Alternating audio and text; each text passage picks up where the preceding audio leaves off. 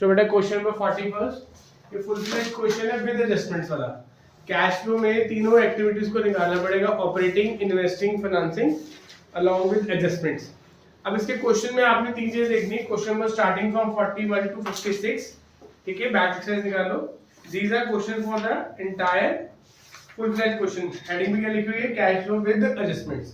इसमें बेटा आपको ना दो से तीन चीजें दी गई होंगी। पहले बुक खोल के देखो जरा पैटर्न, आगे बुक खोलो। पहले आपको बैलेंस शीट दी है, बैलेंस शीट के नीचे क्या दिया है, नोट्स, नोट्स के बाद क्या दिया है, एडिशनल इन्फॉर्मेशन। हर क्वेश्चन में, इस क्वेश्चन में एक एडिशनल इन्फॉर्मेशन दी है, किसी में दो दी जाएंगी, किसी में तीन दी जाएंगी, ठीक है।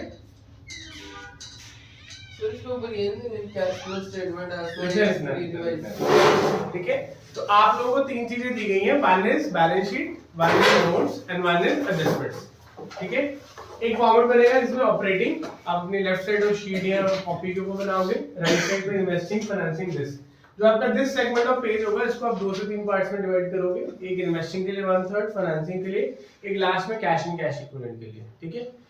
अब I didn't have the space, तो इसके ऊपर आपने दो चीजें लिखनी है, एक तो इन द बुक्स ऑफ, जो भी फर्म का नाम है, और दूसरा कैश फ्लो स्टेटमेंट। क्या लिखना है, कैश फ्लो स्टेटमेंट। तो नोटबुक के टॉप पे लिख लो कैश फ्लो स्टेटमेंट, और ऊपर से क्या लिखो, जैसे question number 41 balance sheet of Bright Limited, तो आप ऊपर लिखोगे in the books of Bright Limited as on 31 March 2023। लिख लो ऊपर in the books of Bright Limited, सबसे ऊपर टॉप पे ऊपर लिख दे, व्हाइट वाले बॉक्स में हाँ वहां लिख दे, ठीक है, इन the books of Bright limited, ठीक है। अब बेटा क्वेश्चन में आपकी अप्रोच क्या रहनी चाहिए, ये चीज ध्यान समझो। सबसे पहले करनी है आपने एडिशनल इन्फॉर्मेशन। क्या करनी है, एडिशनल इन्फॉर्मेशन। एडिशनल इन्फॉर्मेशन के बाद करने अपने नोट्स, एंड नोट्स के बाद करोगे आप बैलेंस शीट। ये आपको ऑर्डर रहना चाहिए, ठीक है। जैसे आप याद करो पार्टनरशिप होती थी, एडजस्टमेंट ऑफ कैपिटल होती थी, एडमिशन रिटायरमेंट होता था, उसमें हम क्या करते थे, पहले क्या करते थे, एडजस्टमेंट्स, एडजस्टमेंट के बाद क्या करते थे, बैलेंस शीट। सिमिलरली अब इस बैलेंस शीट के साथ सपोर्टिंग नोट्स होते हैं, तो एडिशनल इन्फॉर्मेशन के बाद पहले क्या करेंगे, नोट्स और बैलेंस शीट। जॉन से एडिशनल इन्फॉर्मेशन नोट्स में से ट्रांजैक्शन होती जाएगी, जैसे प्लांट मशीनरी हो गया, डिविडेंड हो गया, उसको टिक करते जाएंगे साथ में बैलेंस शीट, ताकि हम उसको डबल ना कर ले, दो बार ना कर ले, ठीक है। चलो स्टार्ट करते हैं। तो प्रैक्टिस करो सर, एडिशनल इन्फॉर्मेशन बोलो पहले।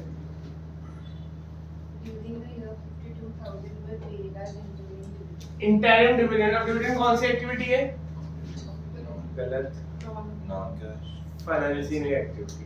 क्वेश्चन नंबर 41, ठीक है, dividend is a financing activity. तो एक वर्किंग नोट बनाओ आप, calculation of profit, net profit before tax and order, ठीक है।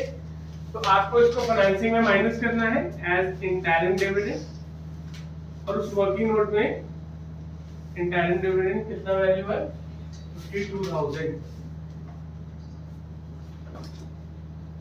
और एक वर्किंग नोट बनाओगे, मैं अभी यहाँ पे बना रहा हूँ, बाद में इसको रेज कर लेंगे। Net profit before tax and extraordinary items का, net profit before tax and extraordinary items का प्रॉफिट फॉर द ईयर। अब आप पता क्या करोगे बेटा, सारी आइटम्स के नाम नहीं लिखोगे, पहले मैं आपको सारे नाम लिखवा रहा था ना, अब हम नाम नहीं लिखोगे, जो आएगा इसमें वही लिखोगे, ठीक है। इसमें ऐड कर दोगे इंटरिम डिविडेंड। क्या ऐड कर दोगे, इंटरिम डिविडेंड 52,000, ठीक है। अब नोट्स पे आते हैं। नोट नंबर 1 बोल बेटा, लॉन्ग टर्म बोरोइंग। तो ये कहां, कौन सी एक्टिविटी का पार्ट बन जाएगा, फाइनेंसिंग। बोरोइंग मतलब हम उधार लेते हैं, कौन सा, तो लोगों ने से जो हमने उधार लिया उसके बारे में बात कर रहे हैं। Opening is 0 and closing is 40,000। हाँ जी Prachi, loan from Aman limited, ये लोन इंक्रीज हुआ है कि डिक्रीज हुआ है, तो पैसे आए हैं कि गए हैं, आए। तो इनफ्लो हुआ क्या, आउटफ्लो हुआ, तो ये प्लस होगा कि माइनस, प्लस। कौन से कहां पे होगा, फाइनेंसिंग में। यहाँ पे लिखेंगे प्रोसीड्स फ्रॉम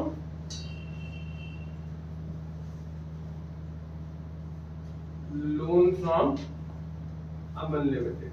कितना आया बेटा, 40,000, ठीक है। नेक्स्ट बोल बेटा, लोन फ्रॉम बैंक कितना था ओपनिंग और कितना closing, there is no change तो no flow, neither inflow neither opening भी 50,000 था, closing भी 50,000 है। अब लॉन्ग टर्म बोरिंग खत्म हो गया ना, तो ऊपर आप बैलेंस शीट में पहले लॉन्ग टर्म बोरिंग को टिक करो। बैलेंस शीट में लॉन्ग टर्म बोरिंग का आप ये देखो, लॉन्ग टर्म बोरिंग कहाँ पे बैलेंस शीट में? Short term borrowing loan from bank की तरफ। वो बात की बात है बेटा, अभी हमने ये किया ना, तो अभी इसको टिक करो, उसको भी साथ में नहीं देखना। आप बेटा ठीक है बेटा, इधर इधर बात में बात करें, ठीक है। लॉन्ग टर्म बोरिंग डन, उसको टिक कर दिया, ठीक है। सेकंड नोट पे आ जाओ, प्रॉपर्टी प्लांट एंड इक्विपमेंट, ठीक है। सबसे पहले क्या दिया है? लैंड। लैंड ओपनिंग कितनी है? 40। बुक खोल के देख ले। क्लोजिंग कितनी है? 60। तो लैंड इंक्रीज हुई है, कैसे इंक्रीज हुई होगी? Appreciation, purchase. Land affix assets में जो भी इंक्रीज और डिक्रीज होता है हम उसको परचेज और सेल मानेंगे, अनलेस बोला ना जाए, ठीक है ना। हाँ, ये इन्वेस्टिंग एक्टिविटी होगी, तो इसको हम क्या लिखेंगे? Purchase of land. कितना होगा बेटा? -20,000 नेगेटिव। चलो नेक्स्ट बोलो बेटा। बिल्डिंग, हाँ जी। बिल्डिंग में इंक्रीज हुई है कितने से? 10,000, तो वो भी क्या होगा? Purchase of building. कितना आ गया बेटा? 10,000, ठीक है बेटा। यहाँ पे ना अब आपको इकट्ठे करने में क्लैरिटी थोड़ी आएगी। जैसे डिविडेंड देखो, यहाँ माइनस किया हमने, यहाँ पे प्लस कर दिया, ठीक है। अब आगे आ गया मशीनरी और एक्यूमुलेटेड बैलेंस दोनों दिया, लेकिन इसकी कोई परचेज सेल नहीं दी हुई, इसकी कोई परचेज और सेल नहीं दी। तो इसका अगर अकाउंट बनाएंगे हम, अगर हम क्या बनाते हैं? अकाउंट बनाओ, एक्यूमुलेटेड डेप्रिसिएशन का अकाउंट। तो इसको हम डायरेक्टली कर सकते हैं मशीनरी पे बेस टीसीआर डाल दी और डेप्रिसिएशन डायरेक्टली बीच इतना है इधर। हां, डाल सकते हैं, बिल्कुल ठीक है। सुनो मेरी बात, अकाउंट बनाओगे, मशीनरी का ओपनिंग क्लोजिंग दी है, दोनों का जो डिफरेंस है देखो, ओपनिंग कितना है? 214, क्लोजिंग कितना है? 241। तो इसका मतलब मशीनरी इंक्रीज हुई है ड्यूरिंग द ईयर। कैसे इंक्रीज हुई होगी? तो जब एडजस्टमेंट नहीं गिवन परचेज सेल की, तो आप डायरेक्ट भी कर सकते हो, ठीक है। कैसे? यहाँ पे लिखोगे परचेज ऑफ मशीनरी 30,000 और डेप्रिसिएशन ओपनिंग कितनी थी? 54। क्लोजिंग कितनी है? तो ड्यूरिंग द ईयर डेप्रिसिएशन में इंक्रीज कितना आया? 18,000। तो वो क्या बन जाएगी? Depreciation for the current year. अगर 1 मिनट अकाउंट को इमेजिन करो, तो ये आपका 54 था, ये 72 हो गया, तो ये 18 आएगा ना यहाँ पे। वो क्या होती है? डेप्रिसिएशन ड्यूरिंग द ईयर, और वो यहाँ पे ऐड हो जाएगी depreciation for the current year. फिर आप provision for depreciation, accumulated depreciation का अकाउंट बनाओगे। एक्यूमुलेटेड डेप्रिसिएशन, इसका opening balance brought down, closing balance carry down, तो ये बैलेंसिंग फिगर आएगा। और जो क्रेडिट साइड पे आता है उसको क्या कहते हैं? By statement of P&L depreciation for the year. जब हमें कुछ भी नहीं दिया, ना परचेज दी ना सेल दी, तो हम सिंपल डिफरेंस निकाल के क्या कैलकुलेट कर सकते हैं? Depreciation for the current year और परचेजेस।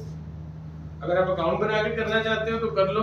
अगर एक्यूमुलेटेड डेप्रिसिएशन ना दी होती तो इससे निकाल देते डेप्रिसिएशन। हाँ बिल्कुल, वो तो फिर उसका अकाउंट का डिफरेंस आएगा। बेसिकली डिफरेंस ऑफ अकाउंट्स लेना है। क्या लेना है?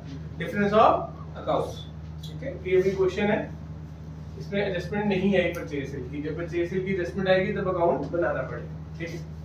चलो नेक्स्ट आ जाओ। उसके बाद प्रॉपर्टी प्लांट इक्विपमेंट हो गया, इसको ऊपर टिक कर दो। अब बेटा जैसे प्रॉपर्टी प्लांट इक्विपमेंट टिक हुआ था, नॉन करंट एसेट को भी टिक कर दो, और लॉन्ग टर्म बोरोइंग टिक किया था, नॉन करंट लायबिलिटी को भी टिक कर दो। Non current liability second point balance sheet में, उसको भी टिक कर दो, ठीक है। चलो अब एडिशनल इंफॉर्मेशन हो गया, नोट्स हो गए, अब करेंगे बैलेंस शीट, ठीक है। गौरीश पहली आइटम क्या है? शेयर होल्डर फंड के अंदर आ जाओ। शेयर कैपिटल कितना ओपनिंग क्लोजिंग है? सेव तो there is no flow, no change, ऐसे टिक कर दो। Number 2, reserves and surplus, that is balance in statement of P&L। Profit and loss का बैलेंस दिया है, कितना ओपनिंग है कितना क्लोजिंग है? 96 और 98। तो ये क्या आ गया? चेंज इन प्रॉफिट, इसको क्या कहेंगे? Profit during the year. क्या फॉर्मूला होता है इसका? Closing minus opening. ये कितना आ जाएगा? 2000, ठीक है। इसको यहाँ पे डाल दो। उसके बाद अब आ जाओ शॉर्ट टर्म बोरोइंग। गोविंद क्या करेंगे इसका? शॉर्ट टर्म, हाँ, ओपनिंग कितनी है देखो 10,000, क्लोजिंग कितना है? ओपनिंग 10,000 है, क्लोजिंग कितना है? 0। तो आपकी बोरोइंग कम हुई है। पहले तो बताओ ये कौन सी एक्टिविटी है? जैसे पेमेंट हुई है, पेमेंट हुई है, पहली बात तो ये आउटफ्लो है, तो ये माइनस होगा। तो कौन सी एक्टिविटी है? ऑपरेटिंग है। बेटा बोरोइंग हमेशा ही फाइनेंसिंग रहेगा, चाहे वो शॉर्ट टर्म हो चाहे वो लॉन्ग टर्म हो। तो बोरोइंग का पैसा चाहे बैंक ओवरड्राफ्ट की फॉर्म में है चाहे शॉर्ट टर्म लोन्स की फॉर्म में है, हमेशा कहाँ जाना है? फाइनेंसिंग में। तो इसको हम क्या लिखेंगे? Repayment of short term borrowing. कितना है बेटा? 10,000। सर जैसे कि इंटरेस्ट और इधर रहता है, इधर से माइनस और ऑपरेटिंग में ऐड। हाँ होने ही बात है।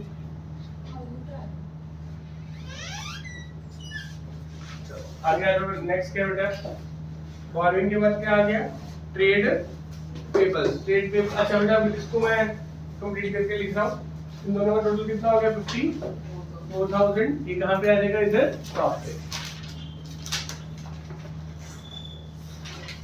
ठीक है। ये कौन सा वर्किंग नोट था? Calculation of net profit before tax and extraordinary item before वाला। तो ये हमारा स्टार्टिंग का वर्किंग नोट है, ये बनाना ही पड़ना है। ये एक वर्किंग नोट कंपलसरी है पूरे फॉर्मेट में, बाकी एडिशनल इंफॉर्मेशन पे डिपेंड करता है, ठीक है।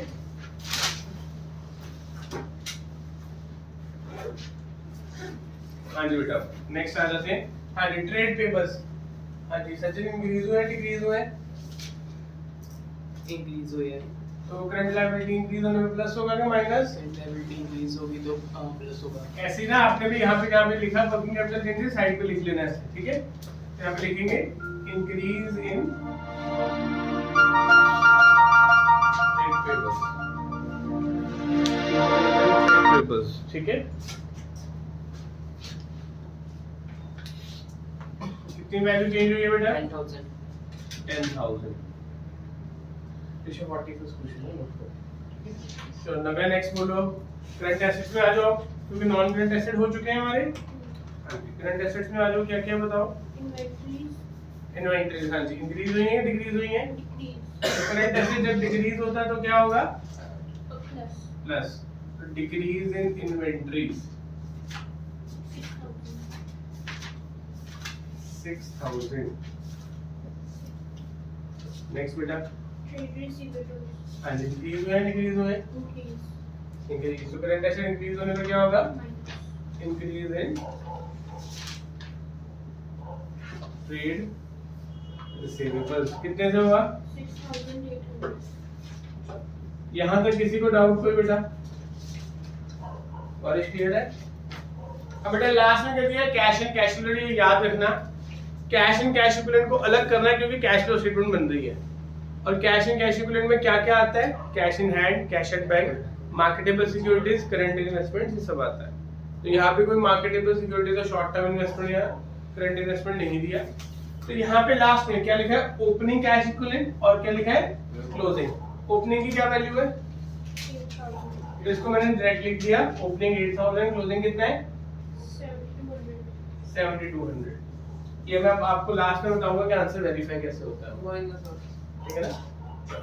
आइटम होगी सारी, हम प्लस माइनस करके डालेंगे, ठीक है। तो डेप्रिसिएशन एक ही आइटम आई।